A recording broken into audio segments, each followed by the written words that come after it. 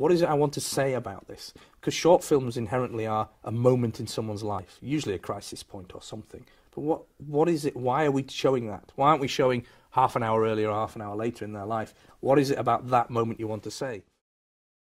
You've mentioned to me in the past that, for instance, you worked on a short film with Billy Boyd that you went to take to Hollywood. So perhaps you can tell us about that and your experience with short films. I produced a couple and directed one, and when I say short, they're half an hours, so they're not really a short film.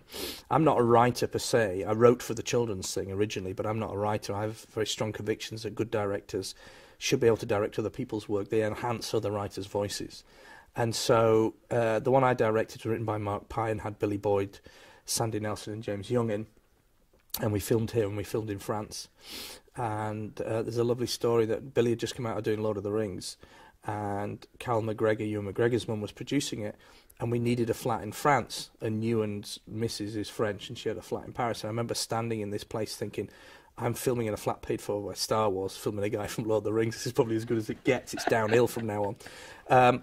And short films are interesting because what it does teach you is how to tell a story very simply, effectively, and also to decide what is it you want to say. And all too often dramas and comedies forget, what is it I want to say about this? Because short films inherently are a moment in someone's life, usually a crisis point or something. But what is it? Why are we showing that? Why aren't we showing half an hour earlier or half an hour later in their life? What is it about that moment you want to say? And short films are one of the few areas, or short form television, half hours, one of the few areas that you get to actually really effectively tell a story. You think about fairy tales, they're told really well. They don't go on for weeks. Just because Hansel and Gretel were trolling through a forest, it doesn't go on about how many badgers they met and what else they did and where they stopped for picnics. It said they went through the forest and then they got to the house. You know, it doesn't fuck about with weeks of, getting lost. And I think that kind of effectiveness in telling stories has often been lost, particularly also when you write your own stuff. And that's no degradation to anyone who's a good writer-director, of course. But if you don't know how to tell a story visually and effectively, simply and efficiently, then that art of directing is being lost a lot of the times, I think.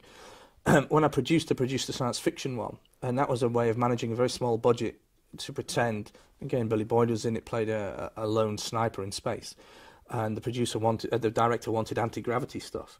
And again, with the director and producer's head on, it was, well, why don't we spend a lot of money on the first anti-gravity shot so it looks really smart, and then people will take it for read. Oh, well, he can float about. So therefore, afterwards, you can just put him on a skateboard doing that a bit. And people go, he's floating, because you've spent money on doing that. Which is why a lot of blockbusters do their ending first, before they use up the money. So a lot of money spent on a lavish ending. They tend to shoot that first. Excuse me. And then they'll go back and shoot the rest of it beforehand, because they know they've got the money in the books and the time, and everyone will accept it. So literally, I was thrown behind the camera, straight in as a director and writer without any formal training whatsoever.